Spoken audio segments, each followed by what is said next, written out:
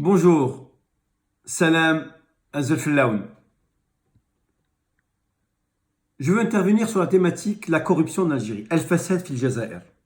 Tout d'abord, il faut rappeler une chose.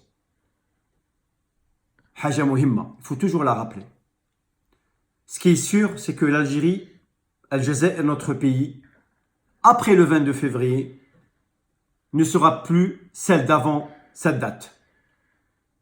هذه حاجة حقيقية لا رجوع فيها. Il n'y a pas de retour là-dessus. Donc, ma thématique, c'est sur la corruption. Que s'est-il passé durant les 20 dernières années de Bouteflika? Où sera sous تحت رئاسة Bouteflika les 20 dernières années, durant les 4 mandats présidentiels, durant la gouvernance de Bouteflika, durant la gouvernance de Bouteflika et son système mafieux, durant la gouvernance de Bouteflika et l'Isaba Kamla, complètement qui tourne autour. Que s'est-il passé durant les 20 dernières années? Qu'est-ce qu'ils ont créé en Algérie? Qu'est-ce qu'ils ont laissé en Algérie?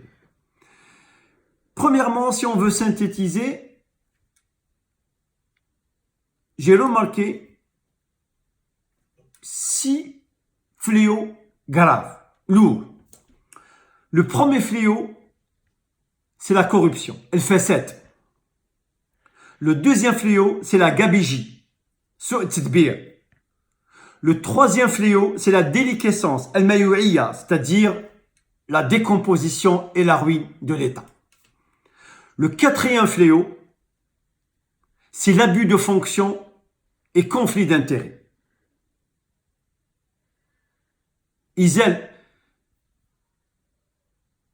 استخدام الوظيفة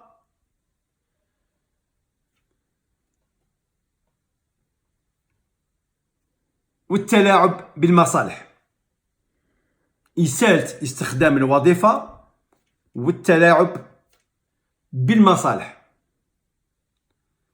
Le cinquième fléau, c'est l'octroi d'indus avantages des marchés publics. منح لا مبرر فيها للعقود العامة. C'est-à-dire, tu mon copain, tu mon pote, monsieur l'oligarque, hack les projets. Tiens les projets. Ce qu'on appelle octroi d'indus avantages des marchés publics. Style Takout, qui fait de l'assemblage des voitures. C'est même pas une industrie. Style Ali Haddad, on lui donne des projets. Les frères Kouninef, ainsi de suite. Ce qu'on appelle octroi d'indus d'avantages des marchés publics. Le cinquième fléau, c'est la dilapidation des deniers publics. Kharab amwal al-amma, amwal al-dawla. Oui, c'est ça. Kharab amwal al-dawla, amwal al-amma. Voilà les fléaux, les 6 fléaux qui ont touché l'Algérie. Ce que nous voyons hier et aujourd'hui, l'arrestation des personnalités comme M. Ouihia, comme M. Sellal, comme M. Takout, comme M. Haddad.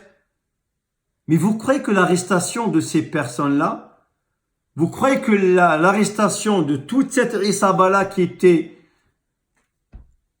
en train de gouverner sur le plan politique et sur le plan économique, va nous permettre une sortie de crise, va donner des gages de bonne foi aux vrais tenants du pouvoir? Non, non. C'est un peu la poudre aux yeux. Mais il faut y croire. Pour moi, ce n'est pas encore une sortie de crise. Pas encore. Pourquoi? Alage, pourquoi? Parce que la corruption, elle n'est pas localisée sur la ville d'Alger. La corruption, elle a touché tout le territoire algérien.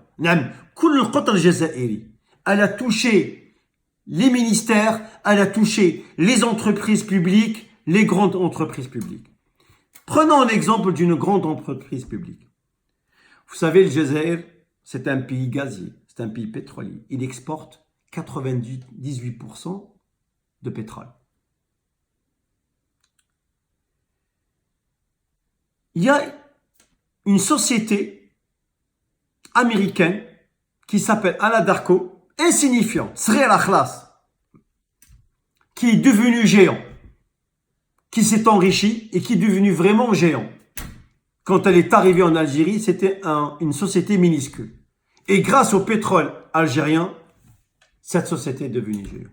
Je ne sais pas comment ils ont fait, comment ils ont trouvé cette société pour signer des contrats et de l'enrichir aussi vite sur le dos des Algériens. Et actuellement, ce qui se passe, c'est très grave.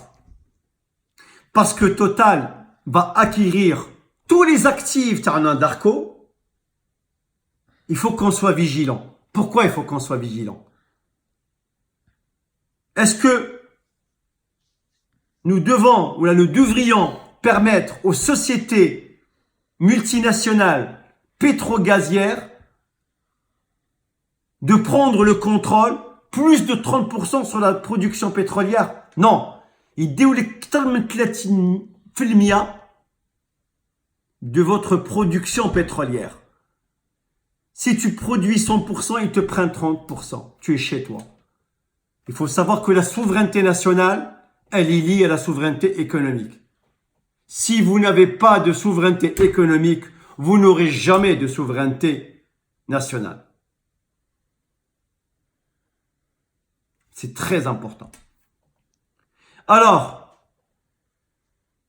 pour ne pas permettre à ces multinationales pétro-gazières de prendre le contrôle de notre production pétrolière plus de 30%, il faut qu'on applique, ni plus ni moins, ce qu'on appelle le droit de préemption.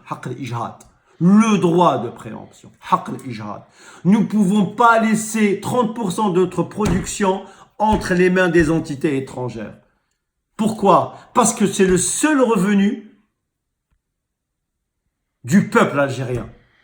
Nous n'avons pas d'industrie, nous n'avons pas d'agriculture. C'est 98%. Si sur les 98% d'exportation de pétrole et de gaz, il y a 30% qui sont contrôlés par des sociétés multinationales,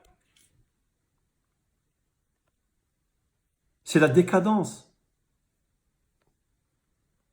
On ne pourra jamais s'en sortir, c'est impossible. Donc, tous les contrats qui ont été passés par des sociétés étrangères doivent être revisités, recontrôlés, voire annulés. Et tous les contrats énergétiques doivent être contrôlés par le Parlement. Oui, par le Parlement. Pas avec ce Parlement-là. Non, le Parlement d'après. Pourquoi le Parlement d'après?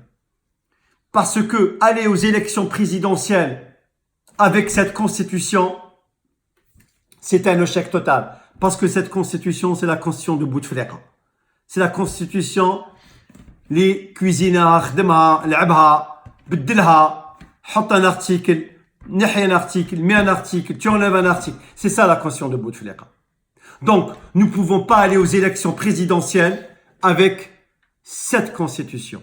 C'est un échec total et c'est contre l'esprit du Hirak. Ce que nous voulons, la restitution du pouvoir au peuple algérien en appliquant l'article 7 et 8. Et après, nous serons obligés de dissoudre le Parlement. Une fois le Parlement est dissous, nous devons assainir le code électoral. Le code électoral national. Et la constitution, même si on n'arrive pas à la changer complètement, la modification peut suffire pour aller aux élections présidentielles. Donc, la dissolution du Parlement, l'assainissement du code électoral, oui, il faut le dissoudre le code électoral. Bedlo, oui, notre faux, parce qu'il n'est plus valable, parce qu'il a été rafistolé. Et la constitution, il faut qu'on la modifie.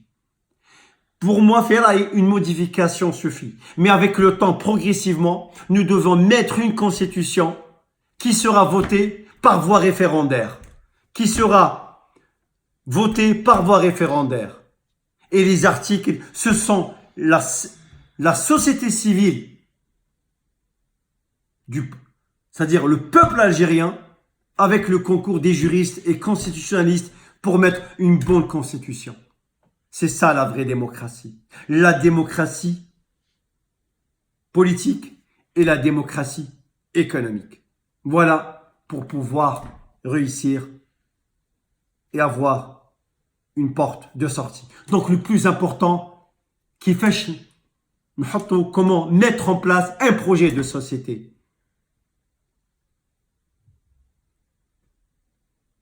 Nous voulons quelle Algérie pour demain? De quelle Algérie voulons-nous bâtir? Nous voulons bâtir une autre Algérie. Mais comment nous voulons la bâtir? Donc il y a 3 questions.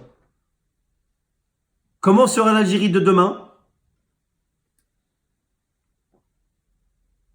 Quelle Algérie nous voulons bâtir? Et 3e, comment bâtir cette Algérie? 3 حوايج. C'est très important. C'est ça. Ça tourne autour de 3 axes. Pour cela, nous n'avons pas le choix.